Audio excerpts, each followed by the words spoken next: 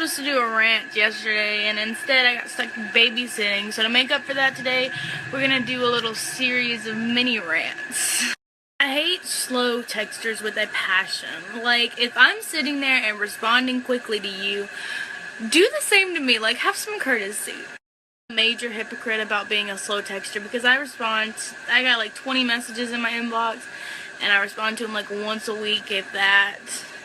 Defense, a lot of people sitting in my inbox are boring texters, which brings me to the next point. Don't be a boring texter. Stop asking me what I'm doing. I'm doing the same thing I was doing 10 minutes ago. Another texting pet peeve of mine is when I send multiple messages to someone and they respond to only one thing I said. Like, can you respond to all of them, please and thank you? Situation multiple times where I'll be having a deep conversation with somebody and they'll fall asleep and they'll just ignore it when they wake up. Like, why you just leave me hanging? Last thing is, can you guys stop using LOL, because LOL is so confusing and it means so many different things. Like, it doesn't actually mean you're laughing most of the time.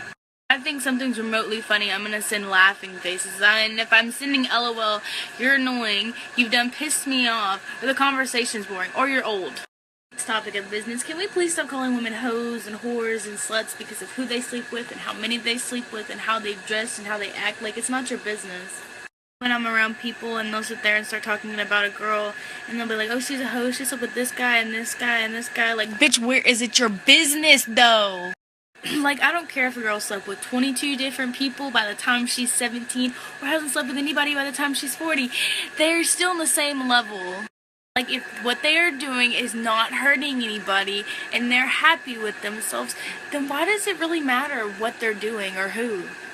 My last little thing is going to be on sexuality, because a lot of you think once somebody labels themselves, they have to stick with that label for the rest of their lives, and that's really inaccurate.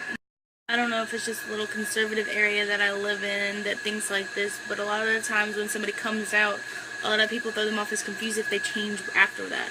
Let me be the one to burst y'all's bubble that sexualities can change just as easy as you change the way you style your hair depending on how you feel. I know I've had my fair share of sexuality changes within the last 17 years, from bisexual to pansexual to gay to now I'm kind of just rolling with it. It's my right as a human having feelings to change my mind and be opened up to new things and new people. A lot of people want to throw me off as, oh, she's confused, she doesn't know what she wants, but honestly, I'm just really open to new things, and if something changes my mind, so be it. Don't let labels limit your life. Like, if you're gay and you find somebody of the opposite sex attractive, like, that's cool, just roll with it. It's okay to change your mind, don't feel bad about it. Labels aren't made to be limitation. Labels are some things that you use to define yourself, and if you want to change labels about yourself, then go for it. Whatever makes you happy. It's also cool not to label yourself. Like, if you don't feel comfortable or you're not sure of it and you don't want to label it because you're not sure yet, that's okay. You don't have to.